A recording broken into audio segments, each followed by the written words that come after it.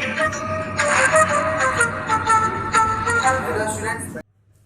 students, welcome back to Future Academic classes. Today I teach English grammar, very most important topic and tense. Students English grammar की मैं कहूँ तो tense को उसकी root कहते हैं, उसकी जड़ कहते हैं. If you don't know tense very clearly, then it create very difficulty to know English grammar.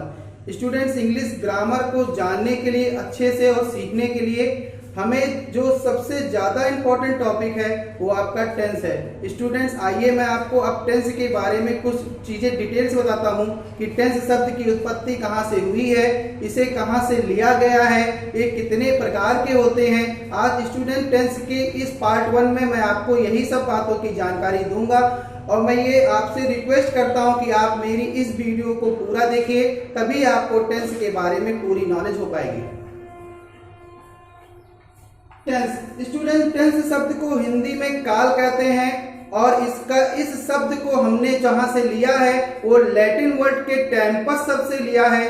Students आपको मैं पहले यही बताता हूं कि टेंस शब्द की उत्पत्ति कहां से हुई है. जैसे आपको मैं बताऊं वर्ब, तो वर्ब शब्द की उत्पत्ति वर्बम शब्द से हुई है. नाउन शब्द की उत्पत्ति नॉमेन शब्द से हुई है. ऐसे ही टेंस शब्द की जो उत्पत्ति हुई है वो लैटिन वर्ड के टेम्पस शब्द से हुई है. देखिए मैंने बोर्ड पे लिखा भी हुआ है. टेंस शब्द की उत्पत्ति लैटिन वर्ड टेम्पस शब्द से हुई है जिसका अर्थ होता है टाइम. स्टूडेंट टेम्पस शब्द का अर्थ होता है टाइम और यहीं से हमारे टेंस वर्ड को लिया गया है जिसे हम हिंदी में काल कहते हैं.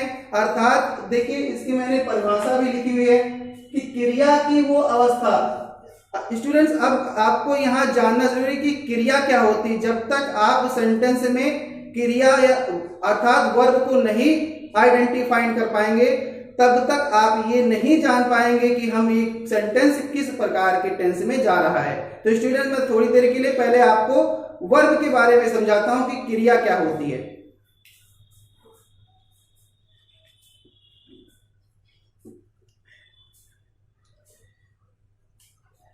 स्टूडेंट क्रिया ऐसे वर्ड्स होते हैं, ऐसे शब्द होते हैं जो किसी काम की ओर डिनोट करते हैं. अर्थात जिस शब्द से किसी काम का करना या होना पाया जाए उसे हम क्रिया कहते हैं. A word which denote any types of action is called a verb. For example जैसे मैं कहूं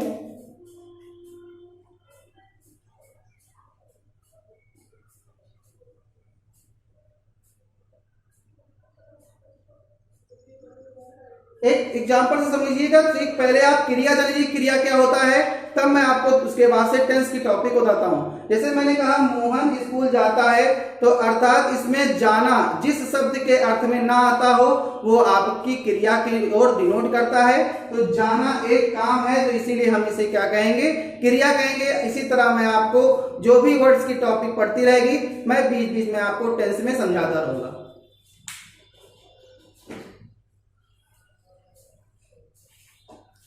आइए स्टूडेंट्स टॉपिक को आगे बढ़ाते हैं. उम्मीद है कि आपको एक बार वर्ब समझ में आया होगा. मैं एक बार आपको फिर से समझाता हूं कि जिस शब्द से किसी काम का करना या होना पाया जाता है उसे हम क्रिया कहते हैं. आइए स्टूडेंट्स अब मैं टेंस की इंग्लिश की और हिंदी की दोनों डिफिनेशन आपको बताता हूं और आपसे रिक्वेस्ट करता हूं कि इन दोनों डिफिनेशन को आप नोट कर लीजिए, इसको अच्छे से लिख लीजिए. क्रिया की वो अवस्थाएं जो समय की ओर संकेत करती हूँ काल कहलाती हैं. अर्थात क्रिया की वो अवस्था जो ये बताती हूँ कि जो काम हो रहा है वो किस समय में हो रहा है, वर्तमान समय में हो रहा है कि वो काम होने वाला है या हो चुका है, तो वो आपका टेंस कहलाता है. इसी को हम क्या कहते हैं, टेंस कहते हैं. इसकी जो इंग्लिश की डिफिनेशन होती है वो है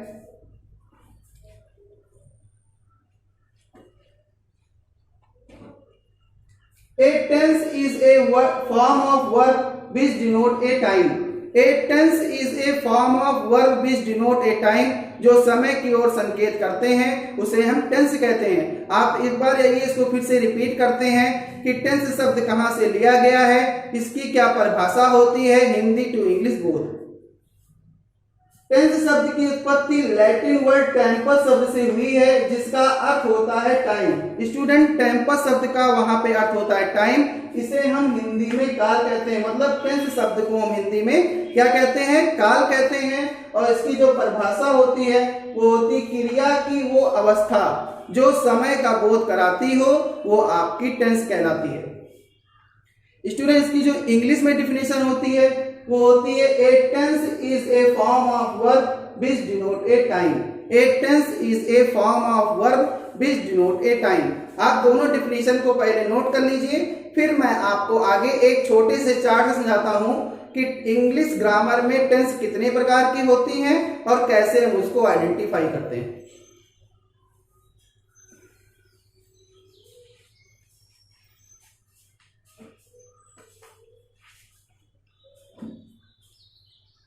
स्टूडेंट, टेंस शब्द जो बहुत ही ज्यादा इंपॉर्टेंट टॉपिक है, इसीलिए मैं आपको इसके 1, 2, 3 पार्ट बनाऊंगा, शॉर्ट करके आपको समझाऊंगा, जिससे आपको टेंस बहुत ही अच्छे से समझ में आएगा और आप देखते ही सेंटेंस को बता देंगे कि ये सेंटेंस किस प्रकार के टेंस में आता है। स्टूडेंट्स, जब आप टेंस की पूरी जानकारी प्राप्त कर लेंगे तभी आप किसी सेंटेंस का हिंदी टू इंग्लिश और इंग्लिश टू हिंदी ट्रांसलेशन कर सकते हैं। आइए आपको मैं अब चार्ट दिखाता हूं।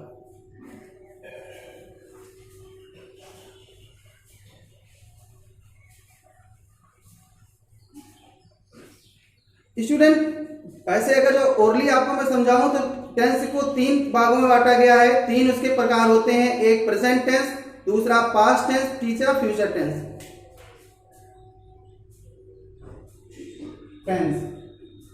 इसको हिंदी में हम काल कहते हैं।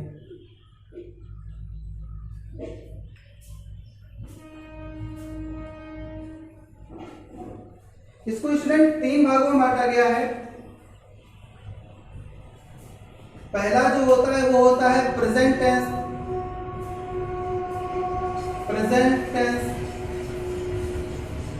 दूसरा जो होता है वो होता है पास्ट टेंस। तीसरा जो टेंस होता है वो स्टूडेंट होता है फ्यूचर टेंस।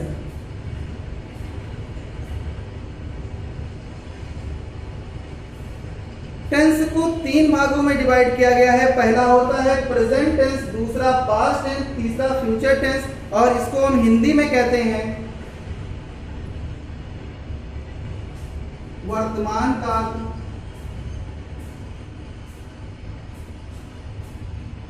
भूतकाल, और इसे कहते हैं भविष्यकाल। एक सेंटेंस 3 तरीके की अवस्था बता सकता है। क्रिया को देख के आप बता सकते हैं कि वो जो काम हो रहा है वो वर्तमान समय में हो रहा है, कि वो काम पूरा हो चुका है, या आगे चल के वो काम होने वाला है। ट्रांसलेशन अगर जो आपको स्टूडेंट अच्छे से सीखना है तो आप टेंस की इस टॉपिक को, इस वीडियो को खूब अच्छे से देखिए और उसे नोट्स में क्लियर करके उसको लिखिए।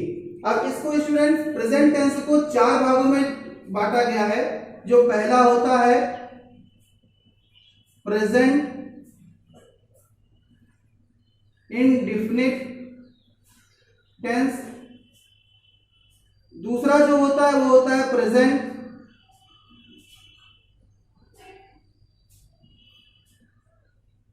कंटीन्यूअस टेंस, तीसरा जो होता है present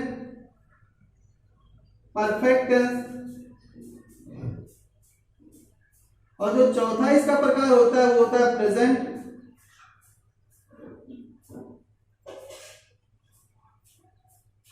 perfect continuous tense. Students, इस चार्ट को आप थोड़ा मेरे साथ क्लियरली समझेंगे तो टेंस को 3 भागों में बांटा गया। पहला होता है प्रेजेंट टेंस, दूसरा होता है पास्ट टेंस, तीसरा होता है फ्यूचर टेंस। और अगर जो इनके पार्ट की बात की जाए तो प्रेजेंट टेंस को 4 भागों में बांटा जाता है।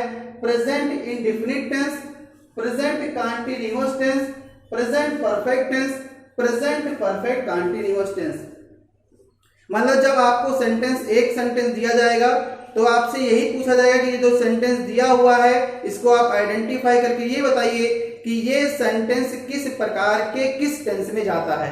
अर्थात प्रेजेंट के किस टेंस में जाता है, कि पास्ट के किस टेंस में जाता है, कि फ्यूचर के किस टेंस में आता है। और इसी प्रकार स्टूडेंट पास्ट टेंस को भी 4 भागों में डिवाइड किया गया है। Past indefinite tense, past continuous tense, past perfect tense, past perfect continuous tense.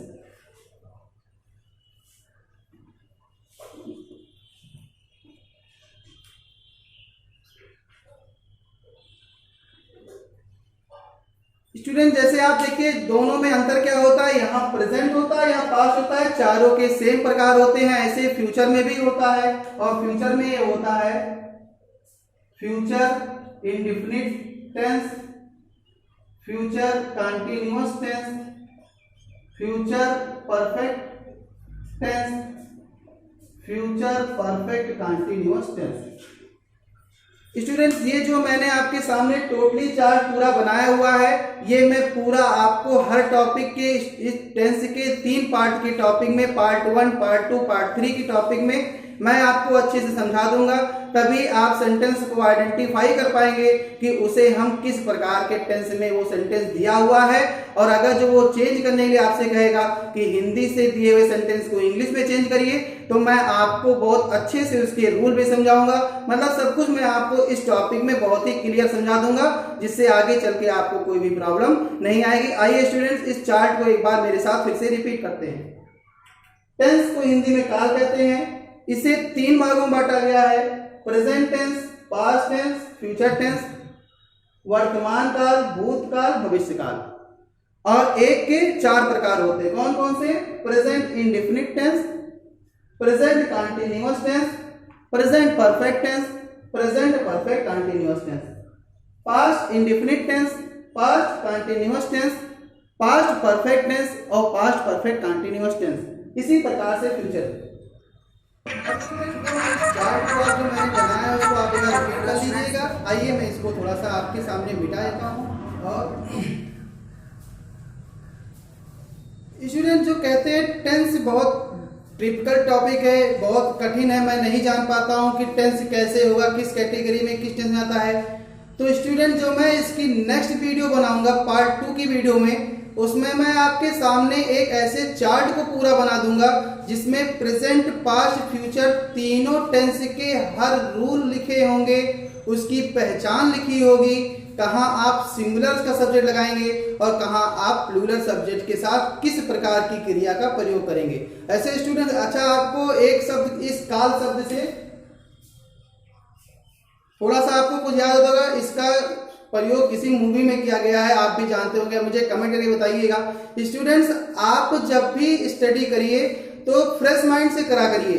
देखिए टेंस कोई ज्यादा क्रिटिकल टॉपिक नहीं है, लेकिन हाँ इसको जब आप पूरे अपने कंसंट्रेशन से, कॉन्फिडेंस से पढ़ेंगे कि हाँ मुझे इसे सीखना ही है। और ये स्टूडेंट्स आप अभी अगर जो इंटर में हैं, जब आगे चल के आप किसी अच्छी कंपटीशन की तैयारी करेंगे तो आप मेरी इस बात को अच्छे से जान लीजिए, विश्वास मानिए, हर कंपटीशन में टेंस के सेंटेंस आते हैं और आपको उसे आइडेंटिफाई करके बताना रहता है।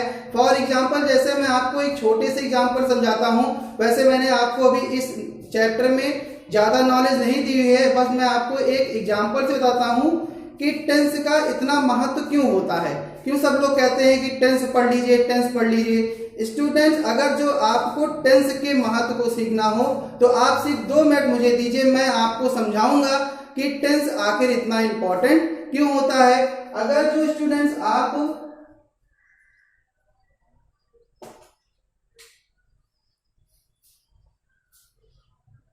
टेंस को जान जाते हैं तो आप जान लीजिए इंग्लिश के किसी भी पेपर में 5 मार्क्स कम से कम आप उसे अचीव कर ले जाएंगे। और अगर जो आपको आपके पेपर में ट्रांसलेशन आता है, टेंस से ही आप ट्रांसलेशन सीखते हैं स्टूडेंट, टेंस से ही आप सेंटेंस में एरर फाइंड कर पाएंगे।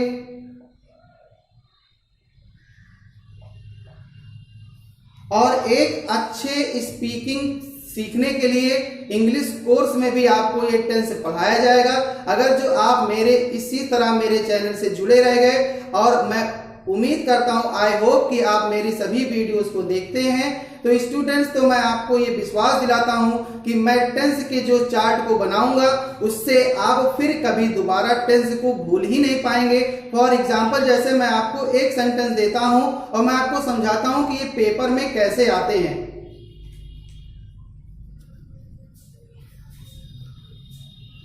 स्टूडेंट, जैसे वो आपको लिख के देगा ही रीड्स ए बुक, और आपके सामने वो 4 ऑप्शन देगा। पास्ट टेंस में है, प्रेजेंट इंडेफिनिट टेंस में है, पास्ट परफेक्ट है कि आपका ये एनओटी है। फॉर एग्जाम्पल से आपको डायरेक्ट ऐसे पूछ लेगा पेपर में, और मार्क्स तो आपको जानते हैं हर क्वेश्चन नियर अबाउट 1 मार्क्स या 2 मार्क्स का तो रहता ही है। अब वो आपको यही पूछेगा कि आप आइडेंटिफाई करके सेंटेंस में बताइए कि ये किस टेंस में जा रहा है। तो स्टूडेंट्स, आपको जब मैं चार्ट आपको कल बता दूंगा नेक्स्ट वीडियो में, फिर आप तुरंत जान जाएंगे कि अगर जो रीड्स क्रिया है, पढ़ना क्रिया होती है, ऐसे आप देखेंगे सेंटेंस को और आप देखेंगे इसके अंत में यस या यस लगा हुआ है, तो ये सेंटेंस आपका प्रेजेंट इंडेफिनिट टेंस का सेंटेंस है। तुरंत आप देख के टिक लगा देंगे और आपको 1 या 2 मार्क्स तुरंत ही अचीव हो जाएंगे।